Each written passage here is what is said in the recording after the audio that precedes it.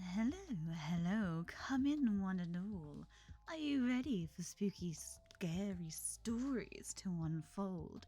Tales of horror, tales of the damned, some real, some not. We'll find out. Hello, everyone. How are we doing? Thank you for being here. I am the Morbid Moth, and today we are here for another little story session.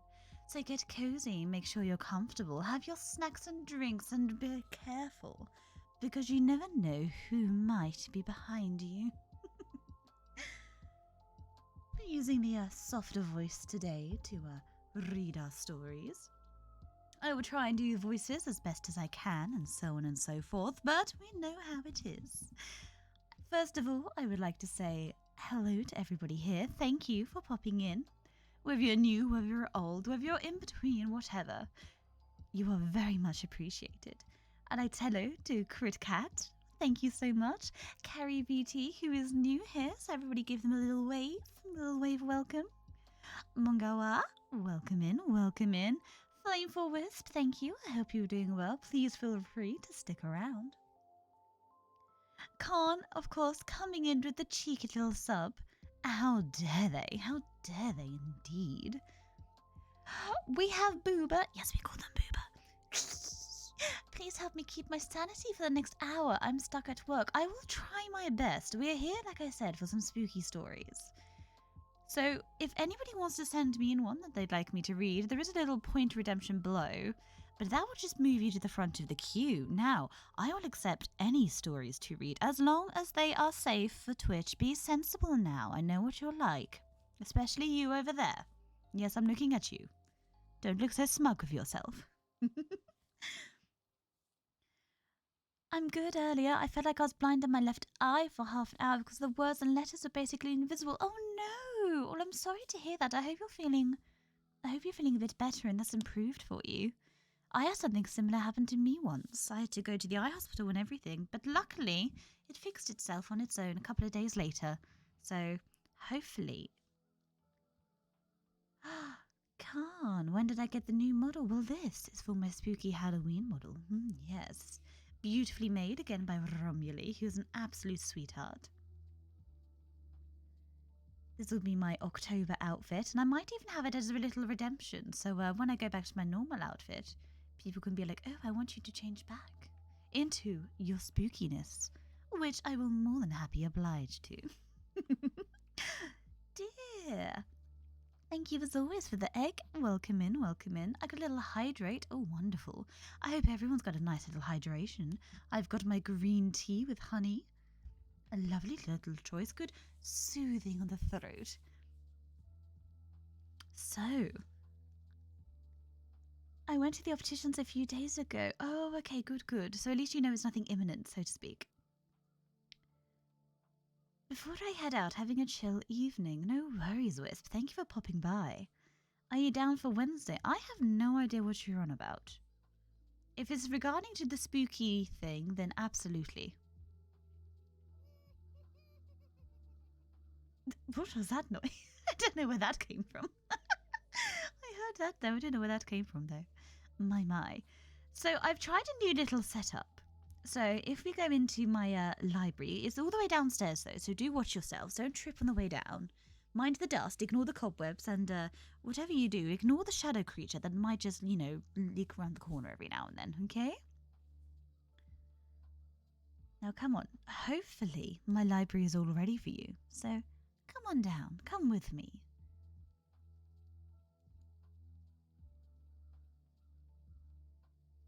There we go. Welcome in, welcome in. There are plenty of chairs. Please make yourself comfortable. I've lit the fire. We're nice and cozy. Looks like it's probably raining outside ever so slightly. It looks a bit like blood rain, but just carry an umbrella if you're heading out. But I would recommend not to go out there alone. You wouldn't do that, would you?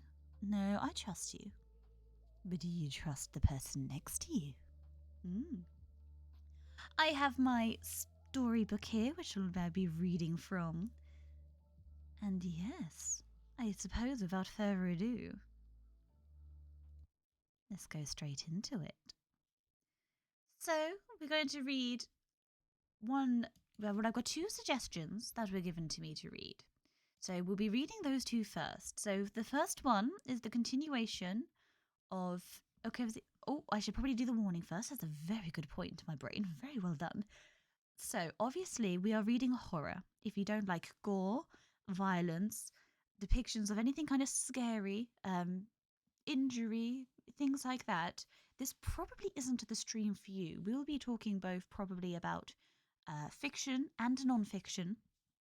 I was just about to say this first story that we're going on is supposedly, it's all from Reddit and such, so take it with a pinch of salt, is from events that have happened from, people who have seen them happen and so forth.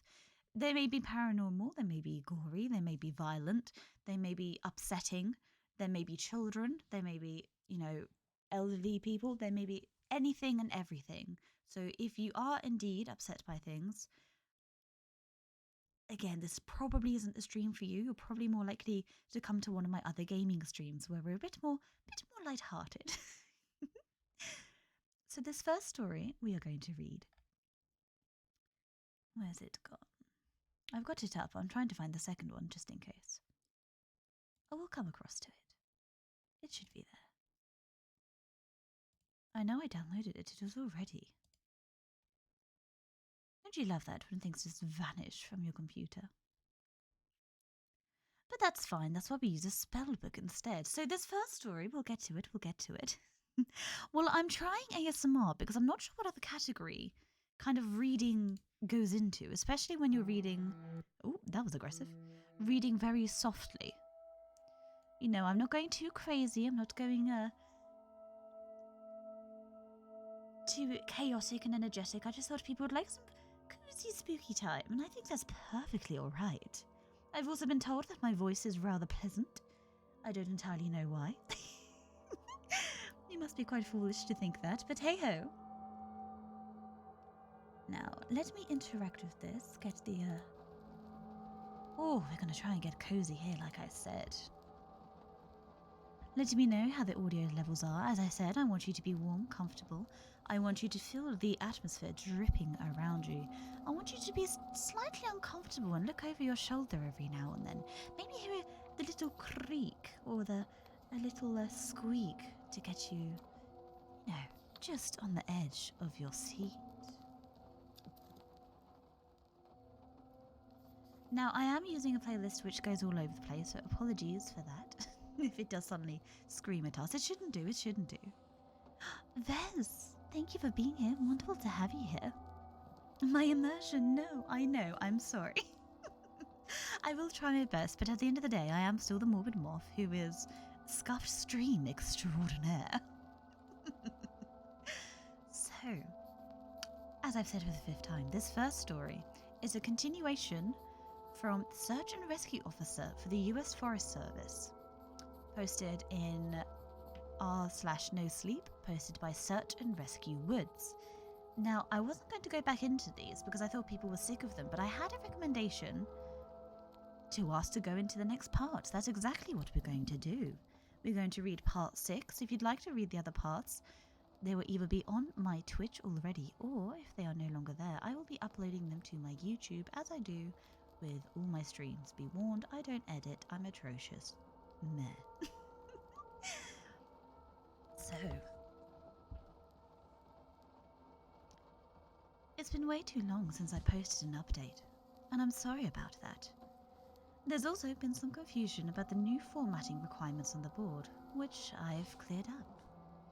These next few stories are going to be posted a little differently. They'll be in chronological order, and I'll do my best to tie them into each other as much as I can so it doesn't skip around too much. Oh, speaking of skipping around, just to let you know, in these little scenarios when we're reading, I don't tend to look at chat until after the story or if we have a little break or a hydrate.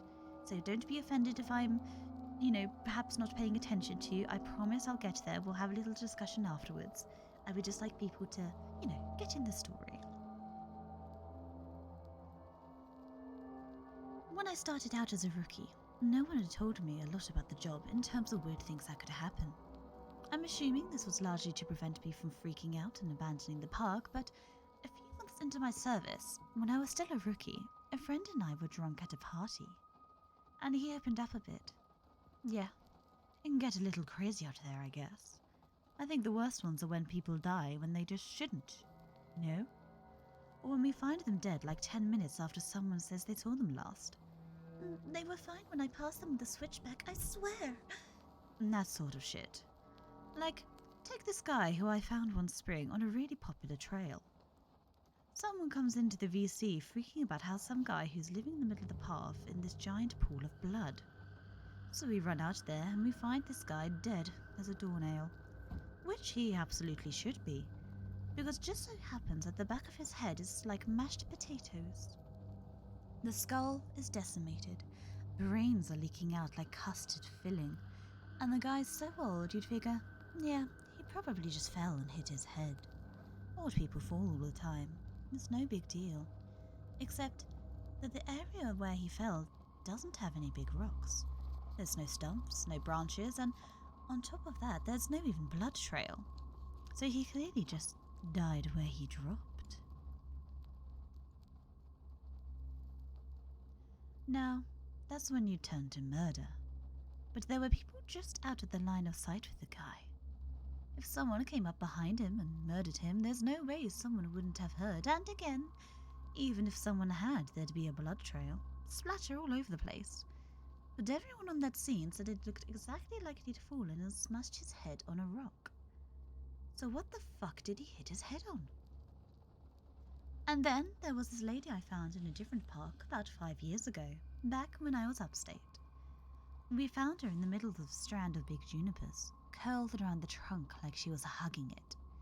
We pick her up to move her and a fucking waterfall comes out of her mouth, splashes all over my shoes. But her clothes are dry. Her hair is dry. The amount of water in her lungs and stomach was phenomenal. Unreal, man. Coroner's report says the cause of death was drowning. Her lungs were completely full of water. This even though we're in the middle of a high desert and there isn't a body of water for miles. No puddles, no nothing. No signs of anyone else being out there. I mean, yes, it's possible they were murdered, but why go out of the way to do it like that? Why not just stab them and be done with it? I don't know. It just sits weird with me. No, of course, that freaked me out a little. But we were wasted, and I guess I sort of wrote it as a fluke. I also assumed there's an exaggeration there since, we were wasted. Now, I don't like talking about this case very much. It's an awful one that I've done my best to forget about. But of course, that's easier said than done. This happened about 6 months after the conversation with my family friend at the bar, and up until that point, I hadn't had a lot of really weird shit going down. A few things here and there, and of course the stares, but it's amazingly easy to get used to stuff like that when it's treated as if it's normal. This case was a little different. A guy with Down syndrome in his 20s went missing after his family lost sight of him on a major path. That was odd in itself because the guy never left his mum's side. She was absolutely convinced that he'd been kidnapped, and unfortunately a ranger who isn't with the park anymore insinuated that no one was going to kidnap someone, unfortunately with that kind of disability. Not very tactful, to say the least. We wasted a lot of time trying to calm her down enough to get information about him, and then we put out an official missing persons call. Because of the urgency of the situation, and him being mostly unable to function alone, we had local police come in and help us. We didn't find him the first night, which, of course, was heartbreaking. None of us wanted to think of him being alone out there. We'd assumed that he'd just keep wandering and staying ahead of us. We brought out a helis the next day, and they spotted him in a little canyon. I helped bring him back up, but he was in bad shape, and I think we all knew he wasn't going to make it. He'd fallen, broken his spine, and couldn't feel his lower half. He'd also broken both his legs, one at the femur, and he'd lost a lot of blood. He was confused and scared whilst he was alone, so probably exacerbated the injuries by dragging himself a little sideways. I know it sounds awful, but whilst I was riding out there, looking into the distance with the copter with him, I asked him why he'd wandered off. I wanted something to tell his mother. To let her know it wasn't her fault. Because he was fading fast, I didn't think she'd get to see him herself. He was crying, and he said something about how the little sad boy had wanted him to go and play. He said the little boy wanted to trade, so he could go home. Then he closed his eyes. But when he woke up again, he was in the canyon. I'm not sure that's exactly what he said, but it's what I thought the gist of it was. He kept crying, asking where his mummy was. I held his hand and tried my best to keep his calm. It was cold out there, he kept saying. It was cold out there. My legs were frozen. It was cold out there. It's cold in me. He was getting even weaker. He eventually stopped talking and closed his eyes for a while. Then, when we were about 5 minutes from the hospital, he looked right at me, with these tears running down his face, and he said, "Mama won't see me no more. Love, Mama. Wish she was here." He closed his eyes and never woke up. It was horrible, and I don't like talking about it. That case was one of the first ones that really rattled me badly. Because of how badly it affected me, I reached out to a senior ranger, and he ended up helping me through it. As time went on, we got to know each other better, and he ended up sharing one of his own stories with me. It was disturbing, but it helped me to know that I wasn't the only one affected by things going on out there. "I think this must have happened before you got here, because I think it would have happened while you were here. You would have remembered it. I know it didn't end up in the news for some reason, but I think most people who've been here long enough know about it." The park sold off a portion of the land to a logging company, and it was a really controversial thing. But it wasn't that large or any old of a plot, and it was right after the recession, so we needed the cash bad. Anyway, they were felling this plot of land, and we get the call that we need our supervisors out right away. I don't know why, but they ended up sending me and a few other guys along with the heads, I guess for power in numbers, to see what was up. As we got there, all of these guys are crowded around a tree that they've just cut down. They're all pissed off and freaking out, and the foreman comes over, and he says he wants to know what he thinks he's up to. "What the hell do you think this is? Some kind of sick joke? You got a lot of fucking nerve pulling this shit. We bought this land fair and square." Well, we don't know what the hell he's talking about, so he brings us over to this felled tree and points at it, and tells us that, when they cut it down, it was just like this, and they'll be damned if they put it there. The inside of the tree was all rotted out and hollow in one spot, and when they'd cut it down, it had exposed that chamber, and inside of it was a hand. A perfectly severed hand. And it looked like it's actually fused with the inside of the tree. Well, now we think that they're pulling a joke, so we tell them that we don't like being fucked with, and we start to leave. But they tell us they've already called the cops, and they'll go right to the media if we don't stick around. Well, that get the head's attention, so they stick around and talk to the police about it. Everyone is denying that they put the hand in there, and besides, how had it ever been done? It was clearly a real hand, and it's not mummified or skeletal. It's brand new, probably not even a day old, and is definitely fused with the wood. You can see that it's coming right out of it. The loggers, they insist they didn't put it there, and somehow this fresh human hand ended up fused to the inside of this living tree. The cops have cut up that section of the tree into a movable chunk, and then they take the hand away and the area is closed off. There was a pretty big investigation, but I know they didn't get any answers. Now it's become this legend, and as far as I know, we haven't sold any more property for logging. Have a look at chat for a moment. I'm huddled on the couch with a blanket and pizza. Oh, wonderful, wonderful. I'm glad to hear that. Thank you, Wisp, for the good luck. Again, you are welcome to stick around. Do not feel like you have to, run away or anything.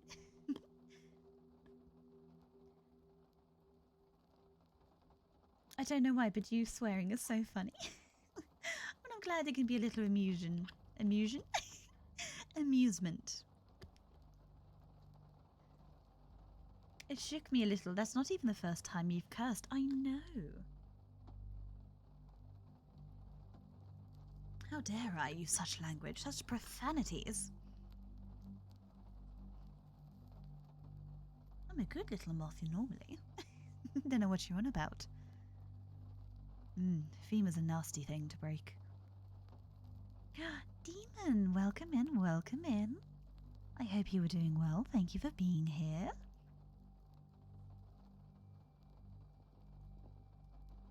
Now we've got this last paragraph here.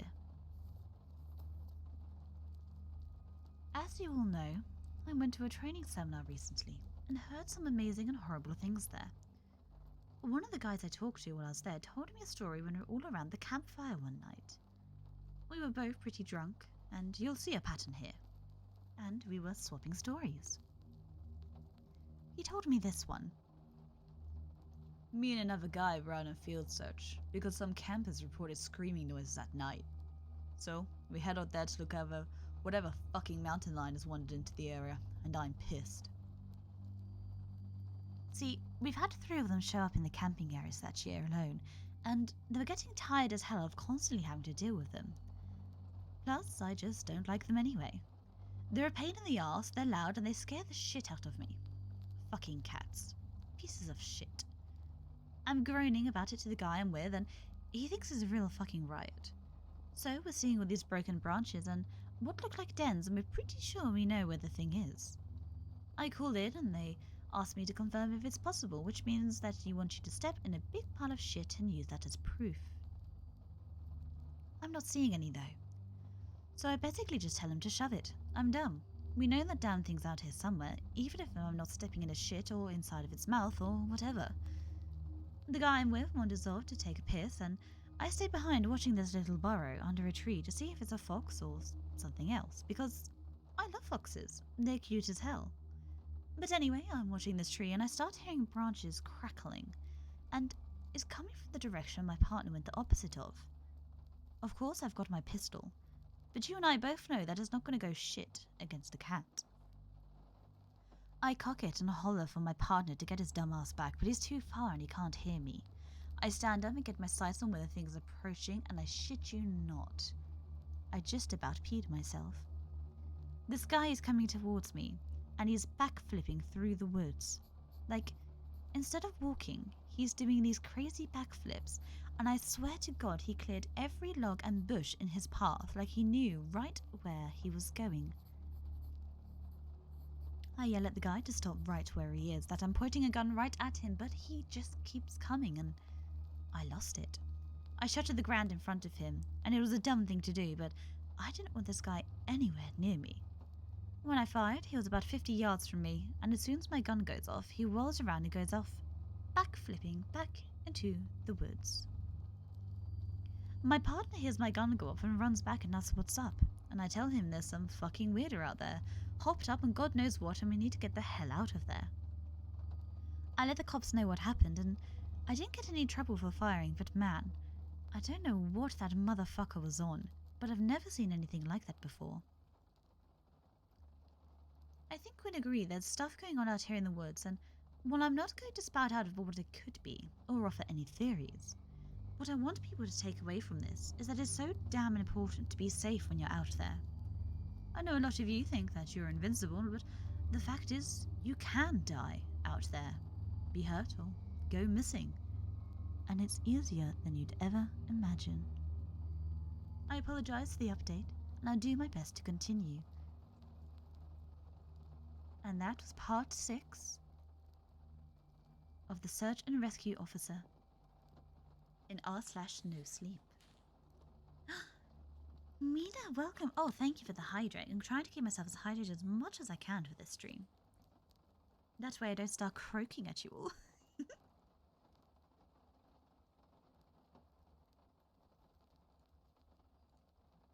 I'm enjoying the cozy. Oh, wonderful, wonderful. That is what we are aiming for. Now, this next story. How are you feeling from Frosty's stream? I'm not going to lie. I watched a couple of the moments back, and there are many clips that can be made, and it's rather... oh, it made me giggle. I'm doing well. My voice isn't in peak condition, however, from it, but hey-ho. Incredible fun. For any of those who missed it, I was on an absolutely hilarious stream with Frosty Game of VTuber. It was hilarious. I have not laughed that hard in so long, so please go and check them out if you want to see that. I'm sure the VOD is still...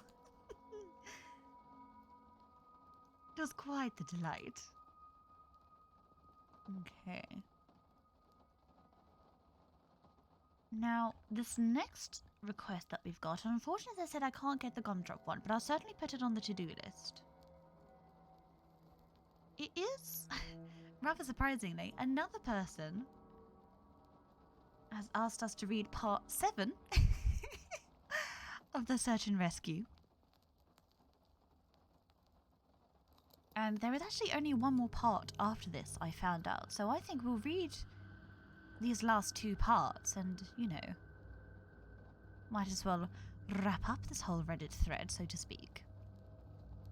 Again, this one may contain some, well, we've had the warning. You've been warned. Besides, I know what you're like. I'm sure you read worse.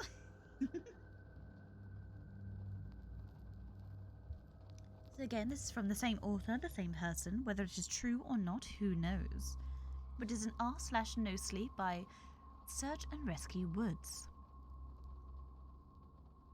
A post from 70 years ago, which still rattles the bones. Part 7. One of the topics that I get asked about a lot here and in real life involve things like the rake, the Wendigo, and other related legends. Now, I can't honestly say that I know a lot about any of them, but based on some light reading I did, I can say that I've heard that stories seem to be loosely related to them. You've heard about the old adage that legends like to come from somewhere, and I'm sure that's true. But as you all know, I do try to take things with a grain of salt. You have to out here. It's sort of like working in a hospital, I'd imagine. You could spend all day thinking about how many people have died there, and how there are probably ghosts or whatever entities you'd like to call, but it won't do you any good. It just makes it harder to do your job. And I think a lot of us feel that way. And that's why we try just to go out of our work life like everything is fine. Once you get paranoid, there's not really any going back, and a lot of cadets quit because of it. My park especially seems to have a high turnover rate because the cadets graduate and get so freaked out about everything they can't seem to let it go. You have to learn to internalize things and shut off. I've talked to Katie a bit about her experience because I wanted to know what she thought about the Wendigo. She didn't really have anything in particular to say about it. Aside from that, she didn't want to think about it that much, and she told me a friend of hers had something similar happen. I contact this person, we'll call H, over Skype, and they agreed to talk to me a bit. They are aware of my work here, and they're fine with me posting the story exactly as they wrote it. I grew up in Central Oregon. There's a reservation called Warm Springs about 2 or so hours from where I lived. I only mention that because a lot of people in my area have friends there, and a lot of the land in that area belongs to that tribe. When I was a kid, we used to go camping there. Not on the res, of course, but in that area. And I met a lot of kids who grew up there. I got to know one kid really well. His name was Nolan, and we ended up hanging out a lot when our families were in the area. Our folks got to know each other well, so we'd all get in touch and camp out around the same time. We'd camp out for about 2 weeks, so we'd be there for a long time. Sometime my dads would camp in an RV, so I guess it wasn't really camping, but we'd take our tents out and set them up away from the camp most nights. I didn't like sleeping in there because I liked being outside. One year, Nolan and I were out there. I think we must have been about 12 or so. We wanted to go out and camp near the river because we wanted to try net fishing. I think we might have been about 1/3 of a mile from the main camp, far enough that we couldn't see or hear anyone else, and it was night. I remember that. We were messing around most of the day, and I don't really remember much about it, but we ended up building a fire at some point, and I was very impressed because he had this flint or something that he used to start it. I'd never seen anyone do that before, so I thought it looked pretty cool. I got him to teach me how to do it, and we lit all sorts of things on fire, which, looking back, was a really stupid idea because it was the middle of fucking summer. And if I remember right, there was a fire warning was either at yellow or orange. But thankfully, we didn't start anything major, and when it got super dark, we just sat around and started to talk about whatever it is that 12-year-olds talk about. I don't really remember. What I do remember is that at some point, he looked over my shoulder at the river and asked me if I could see something.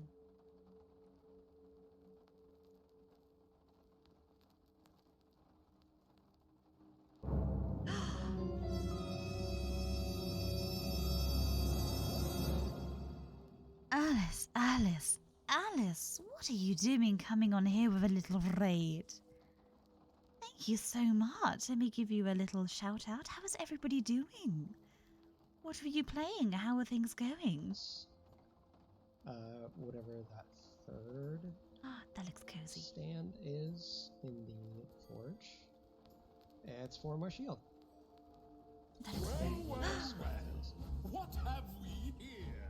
Calavera Huestos. Oh, how really scared. Thank you so much for the follow. I hope I didn't butcher your voice. That game, Alice, looks incredibly cozy. Welcome back, Concord. What were you doing? How was your stream? What were you up to? You're just in time for us to get to a spooky part of a spooky story. Again, I will do the warning, as we have some new people in here.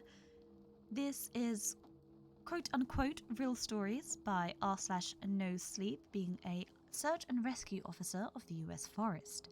There is blood, there is gore, there is supernatural, there may or may not be children involved, and, you know, injury and things like that. So if you're upset by any of those things, perhaps join me for another stream where I play some silly games instead. Yes, cozy vibes indeed. The Outbound Ghost. Ooh, I tell you what, I've been looking at that and it does look rather delightful.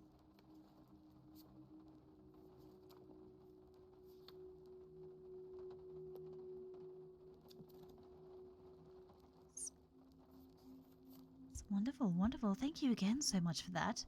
I'll let you all get cozy, grab yourself a nice little drink and a blanket. I believe there's some pizza if they want to share it around. And we'll continue. The way our camp was set up, we were about 10 feet from the river, and we were at the widest point, so it was probably about 20 feet to the other bank. It gets hot up there in the summer, but the water's still cold, which is important. I look over my shoulder and I could see something wading into the river on the other side. From where it were, it looked like a deer, but we couldn't really tell because of the fire. I got up to look closer and I saw a pair of antlers, so I figured it was probably a buck. But I thought it was weird that it was wading into the water, and it was definitely heading for us. I asked Nolan what he thought we should do. He was looking at the fire with this weird expression and tells me to sit down and shut up. So I do, because I've never seen him act that way before. He's whispering at me to ignore it, and just keep talking like we were, but I couldn't think of anything to say. He was saying something about an episode of some show, but I could hear the deer coming through the water. I wasn't really paying attention, and I kept trying to see over his shoulder. But every time I did, he sort of hit me on the arm and made me look at him. I wasn't really scared, I remember. I was just confused. But then I hear the deer come out of the water, and I could kind of make out what it looked like, and I realized it wasn't a deer, because whatever it was walking on 2 legs. I started to get up. I was super freaked out, but Nolan yanked me back down and talked louder about his television show, and I could tell he was scared as I was, possibly even more. He leaned in and poked the fire with a stick, and he whispered that whatever I do, I can't speak to it. I could see it come closer, and it stood right behind Nolan's back. I was already about to pee my pants, so I think I'd probably run off if I'd been alone, but I didn't want to leave Nolan, so I kept sitting really still and sneaking glances at it. It wasn't that tall, but the way it carried itself was just wrong. Like its center of balance was screwed up. I can't really describe it, but it was kind of like it kept shifting too far forward. It just stood there, behind Nolan for a long time, and eventually Nolan ran out of things to say, and we just kind of sat there for a second. The fire was making noise, but I thought I could hear this thing talking in a really low voice. I couldn't hear what it was saying, and I leaned forward a tiny bit, and I did actually pee my pants when it leaned forward too. I couldn't see its face, but I saw its eyes. They were cloudy, milky, and if you want to know what they looked like, find that scene from The Lord of the Rings where Frodo falls in the lake and all the dead people are floating towards him. That's what his eyes looked like. So, all I saw were these two white eyes floating above Nolan's head, and the very vague shape of antlers coming out of its head. I don't know what my face looked like, but at the exact same time, Nolan and I fucking booked it out of there. We ran non-stop until we got back to the main camp. My pants were soaked with pee, so I took them off as we were running and threw them into the bushes. We both stopped once we were in front of my dad's RV, and we couldn't see anything chasing us, so we stood there and caught our breath. I asked him what that thing was, but he said he didn't know. He said only that his grandpa had warned him that if anything ever came up to him when he was out there in the desert, he was never, ever supposed to talk to it or listen to anything it had to say. I wanted to know if he heard it talking too, and he said the only thing he'd been able to understand was, "Help you." I think we ended up sleeping in the RV of my parents, and the next night we went back out and didn't see a thing. Oh, thank you for the hydrate, Mina. Very kind of you. And a crit cat. Oh, you found something, and you've well, indeed. I will definitely click that for you.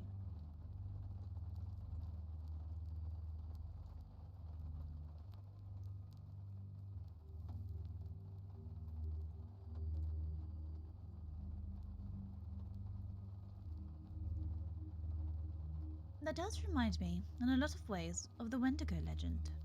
There's a phrase used only to describe it, and I think it fits perfectly, which is that the Wendigo is the spirit of the lonely places. I know sometimes when I'm out in the wilds, where I know there's no one around me for miles and miles, I get this weird kind of craving that I can't really explain. I don't know if it happens to anyone else, but it's the desire to consume. It's not like I crave anything in particular, but more of this weird distracting hunger that comes from every part of my gut. I also wanted to find more out about the Faceless Man, if I was able, and found a few similar things. I asked around in my circle of friends, and one of them said when he was out doing repairs at a park in his area, he saw something kind of like that.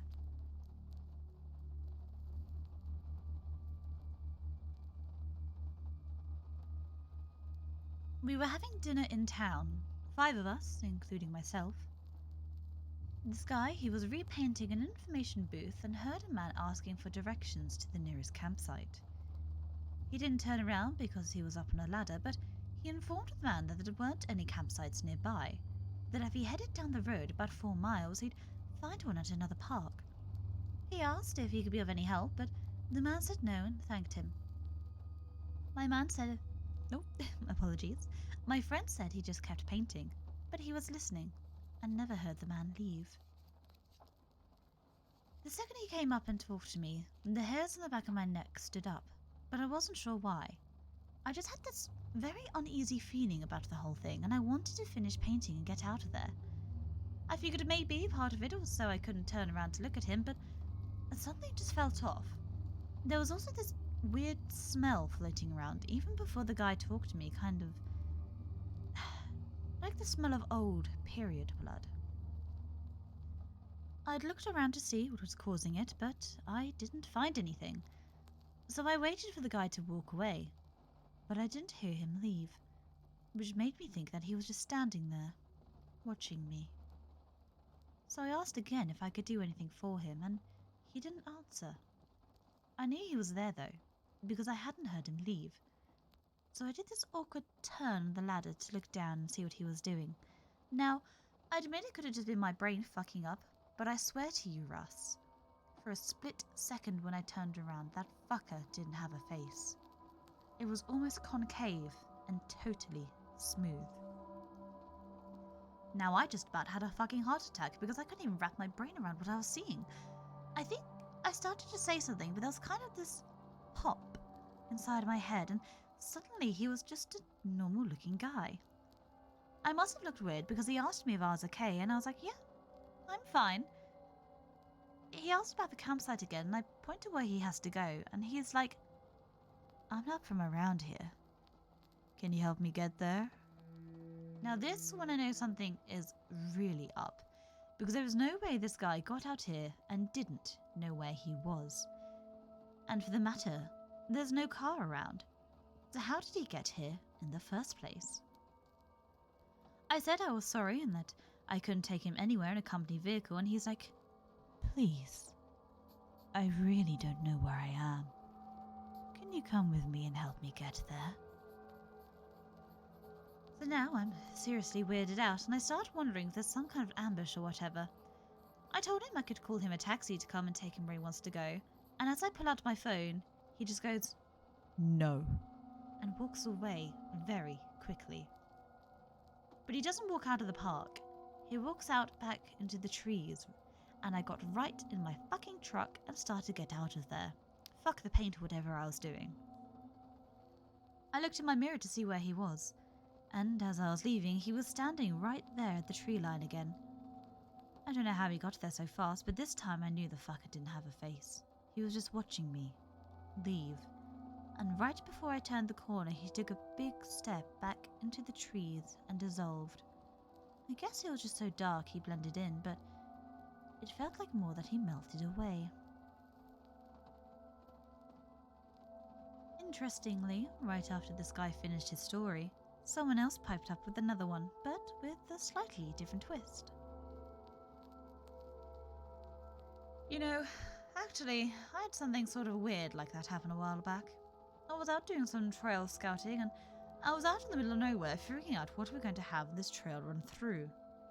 I hadn't seen anyone else for probably a good 2 or so hours, so I wasn't really paying attention to where I was going. I was just looking around the ground for the most part.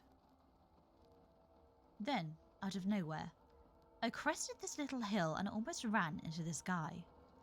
He was older, probably in his 60s, and I started to apologize to him for running into him. It was then I noticed his face, and I probably looked like a complete douchebag because I stopped and just stared at him. It took me a second to figure out what was wrong, but the guy's face was huge. Now, I know that sounds weird, but that's the only way I can describe it. His head wasn't big or anything. It was normal, but the amount of space his face took up was just too much. Imagine if you took someone's face and enlarged it about 2 times. He doesn't say anything, and he just stares at me. I backed up and was getting kind of nervous and began stuttering, saying I was sorry. I went around him and got out of there and did what I needed to do. The whole time, I kept looking behind me because I was so freaked out that he'd pop up behind me. I know this sounds ridiculous, but I swear to you, it's one of the creepiest things I've ever seen. I switched to the topic of the stairs a little later, and there was a definite shift in enthusiasm. No one spoke up at first, and there was this real stigma around discussing them, even when we were away from work. But I broke the ice with a story of my own, and the guy who told the story about the faceless man told this one, albeit very quietly. A couple of years ago, I was camping with my girlfriend, and we're about 2 miles from the road at the site. We went to bed that night, but we couldn't sleep because someone interjected a funny comment, and we were dangerously close to going off on another subject, but I managed to get us back on track. Aha, yeah, really funny, you fucker. No, it was because we kept hearing that grinding noise. My brother used to grind his teeth in his sleep, and it kind of reminds me of that. My girlfriend was freaking out, but I just kept telling her to ignore it, because I've heard before and, well, you just have to ignore it. It goes away eventually. You guys know what I mean.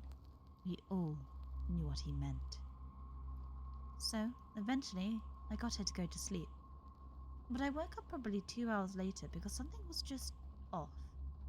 I rolled over and she wasn't there.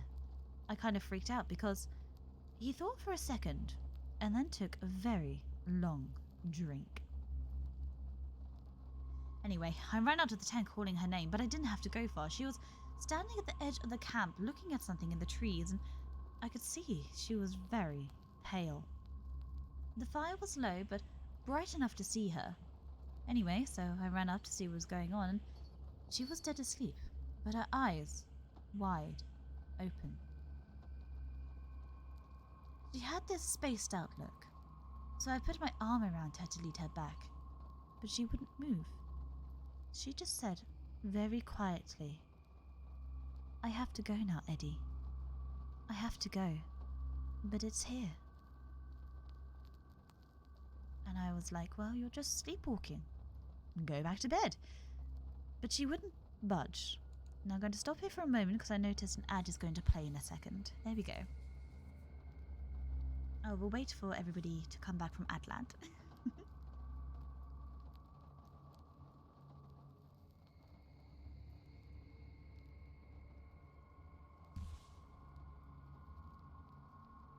I hope all the audio is sounding okay. I hope the music and the ambiance.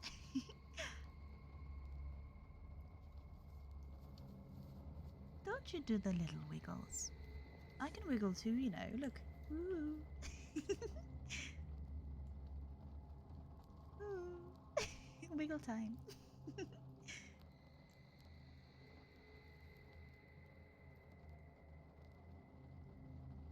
Oh, we're having dance parties. Have a little dance in the library. Just, you know, don't touch the books that I tell you not to touch. And especially don't read the one with your name on. You wouldn't want to find out what's in there. Trust me.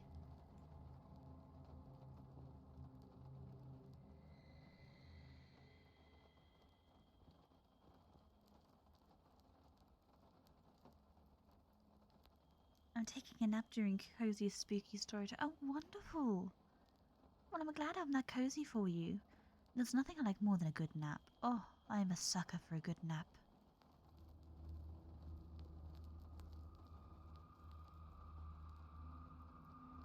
Hello. Ink Demon, welcome, welcome.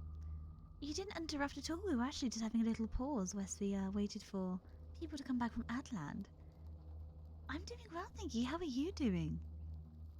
I'm glad you enjoyed Sonic Forces. I'm not a big fan of Sonic games because they're too fast for me. I'm not very good at them. And you love scary stories. Well, welcome in. Just be warned, obviously there may be a couple of themes that might be quite upsetting or distressing. So you have been warned. Thank you for coming in. Thank you for the first time chat. Right, I think everyone's back. We shall continue. Not yet, not yet. We're almost at the end of this one. Gumdrop afterwards. I promise, I promise. We've got about the end of this and paragraph, and we're good. Well, well, well. What have we here? Ink Demon 6031. Oh, already scared. Thank you so much for the follow. So, where we left off, his girlfriend was just standing at the edge of the lake, speaking to herself. But she wouldn't move. And she wouldn't budge. She just kept standing there and saying that she had to go. And I looked right where she was looking, and there was a fucking staircase right there, about 15 yards away. Grey one, concrete. And she started to walk towards it. But I yanked her back and that woke her up. She looked at me like I was fucking out of my mind, and she asked what the fuck she was doing out of the tent. Now, I didn't tell her anything, I just told her she was sleepwalking.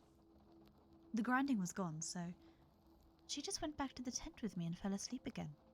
I don't like thinking about it. You know, we all knew. You guys remember that kid with... I can't remember what it was. Some kind of brain thing. Not Downs, but something like it. Well, I got to read the report they gave when they found him a week after he went missing. And it was, well, fucked up beyond belief. I mean, you have to take it with a grain of salt because who knows what that kid actually thinks is real, but some of the stuff, I don't think he could have made up. Like what? Well, first of all, he talked about the stairs. He said he'd been watching his dad build a fire and the stairs came up to him and they had to go up them or something bad would happen. The cops couldn't really understand what he was talking about after that because he just kept saying, like the campfire, over and over. He kept mentioning sounds, but he couldn't say what sounds, just that it was loud and he covered his ears so he couldn't hear them. But the thing I remember most is what they asked him where exactly he'd gone, and he just said he was right there. He kept pointing at himself, and they said they thought that he meant that he thought he'd never left. He said he wasn't scared because the stairs were there, and they would talk to him, but not like people talk. Like I said, it was very convoluted and hard to understand, and I have a feeling the cops didn't take most of it down. They ended up just saying the kid has some kind of amnesia or... You know, they didn't think foul play was involved at the end of the day. Though, it doesn't really explain why he came back a week later perfectly fine without a speck of dirt on him, well fed and hydrated, but hey, what the cops say goes. There's still a lot of questions I want to answer. I'll continue to go around and asking whatever I can. The next update should be soon. Search and rescue Woods. Hello, Sig. Thank you for coming in. I hope you're doing well. It's not so much ASMR, but more spooky story time, but sadly there isn't really a category for story reading. So this is the closest I could do, as it's just me mumbling along. So we're now into the final 2 paragraphs, as I said, of this story, and then we'll be moving on to our next one, requested by CritCat. This will be my final update. Things have deteriorated here to a degree that I didn't foresee. I didn't know how much writing the things are happening out here would affect every single part of my life, and maybe that was stupid of me. Maybe I should have considered it more seriously, and I just thought I was writing about things that made a few people would want to hear. I didn't think it'd get this much attention. People ask me about the stairs now. No, it doesn't happen every day, but when it does happen, I never really know what to say. My bosses know someone is talking about them, and I'm sure that if they know, the higher-ups know, and I can tell you that they weren't happy about it. Emotional, damn it! Thank you, Sig. Thank you for that. I should probably turn those off as I'm reading, shouldn't I?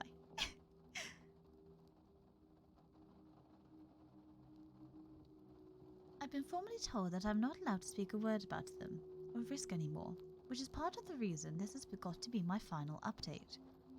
I can't risk my job for this as much as it's been wonderful to get a lot of things off my chest. I do still love my work, and I need to be out there. If anything, my being aware of what's really going on is enough reason to stick it out. I may not be able to tell people what they're after out there, but if I see them, I can direct traffic away to somewhere safer.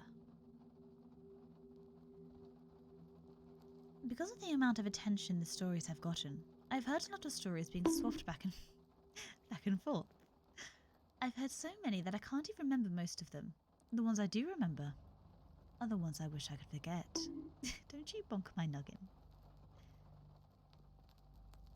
One story that's made the rounds here was about a young woman who disappeared upstate. Ow! Be nice to me. Don't hit my little head. Do you mind?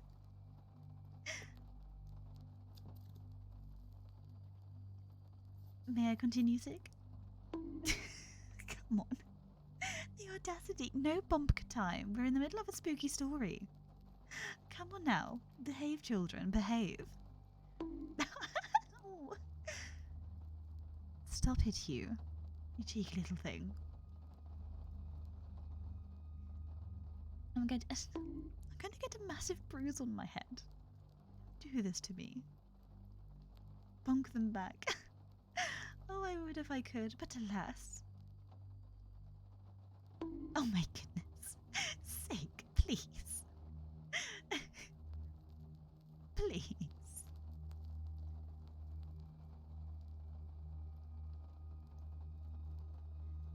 Yes, to be fair, I have slapped them around the face. Gently, may I add. We are friends. It was all banter. Now.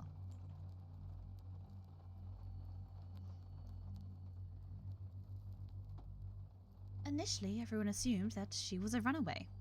She didn't come from a great home life, so it wasn't really a kind of surprise that she chose to cut and run. But people started coming forward saying that they'd seen her around the park shortly before she vanished. So some of the rangers in the area were sent out to make sure she hadn't hung herself, or done anything worse on the back trails. It took them a while, but they did find her.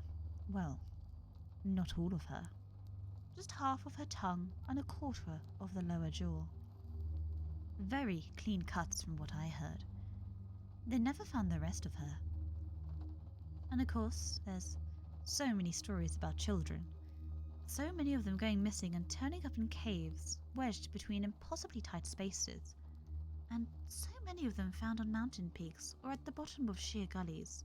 Missing shoes, missing socks, or found with both in perfect condition despite them being miles and miles away from where they vanished. So many stories of black-eyed people wandering around the woods and calling out in the night, mimicking the sound of running water or a bobcat screaming. One man in particular got to the very news station he thinks will listen to him and tells the same story. He was deer hunting, had camped out in a very remote area and woke up because something was scraping against his tent.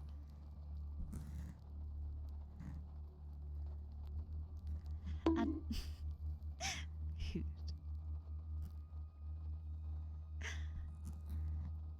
He thought it was a raccoon or a fox, until the thing pressed its face against the door of the tent. At which point, he could very clearly make out a human nose and mouth. He kicked at it, but it leaped back and was gone by the time he'd opened the flap, gun at his side. He fired 2 warning shots, and when the sound had faded, he heard a snap behind him. A man was standing at the edge of the campsite, and this man was not wearing any clothing, but he also didn't possess any kind of human flesh. As this hunter described it, the man was made up of some kind of amalgamation of raw meat and hair. As if someone had scooped up roadkill and molded it into a vague shape of a man. The face was lumpy, and only a rough approximation of a human face.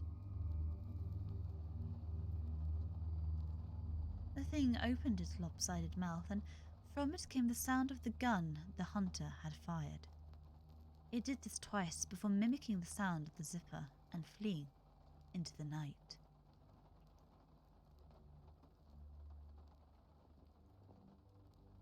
Yes, no deer hunting. We don't support that.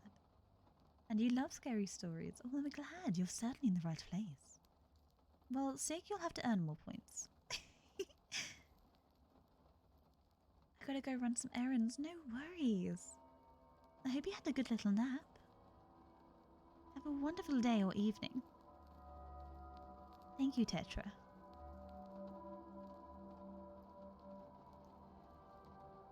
Now, we are reaching the end of this bit.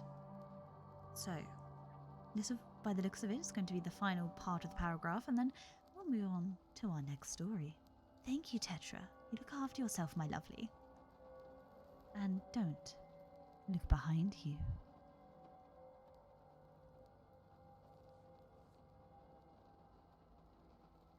A young couple out for a hike in the rocky areas of my park reported to me yesterday that they had seen something strange out on a peak I'm very familiar with. They were taking turns looking through a pair of binoculars when the man noticed a hiker climbing up a very steep part of the cliff face. Rude. He watched the man scale the slope, and it didn't occur to him until the incident was over that this person had no climbing gear. When the climber reached the top of the peak, it was about 5 miles away. They turned and faced the young man. He said whoever, or whatever this person was looking right at them. The climber waved in an exaggerated manner before snapping in half at the waist, sideways, and leaping off the peak. The young man didn't see where the climber landed. I sent them on their way with assurances that I'd check it out. I lied. I won't be turning in a report because there are 10 others exactly like it. The climber is well known in the area and I don't question it anymore. There are so many things I won't ever be able to understand about my job, and it would take me years to relate all of the things I've heard in the last few months.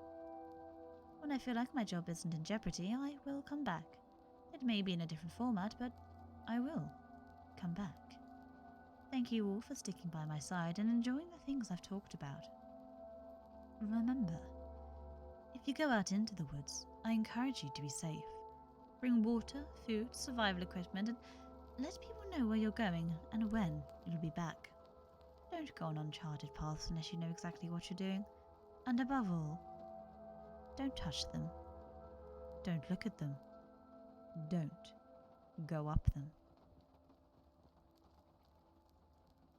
And that's the end of the search and rescue officer for the US Forest in r/no sleep. Well, what's true and what's not true? What's for us to say? That's the thing about these stories. But there's definitely something out there in the shadows, watching. Meme dealer, hello. Wonderful to have you here.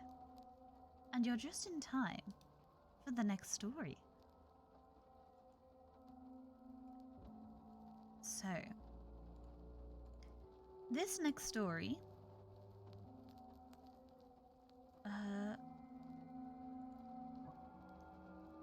looks to be a rather long one. An incredibly long one, actually.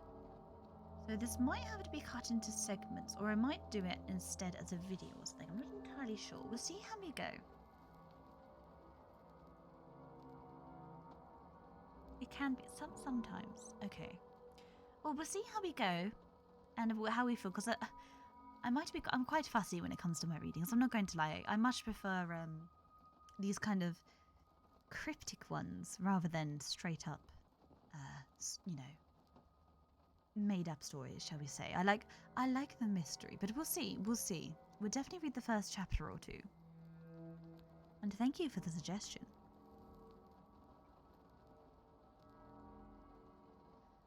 This is called Gumdrop, and that was the last story of this evening. Again, that was Room for Two by Tim Sprague.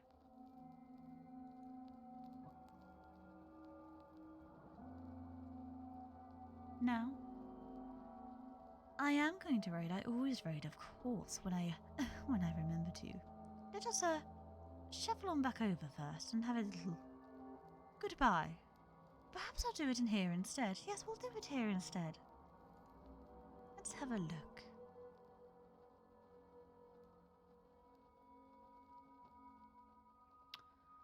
Why don't we go to someone who is continuing the spooky theme, but more in the game way? I'm going to go over to this person. Please say hello, of course. But I hope you enjoyed yourselves. I hope you're not too shaken by what has occurred and manage to sleep well tonight. If you can, that is.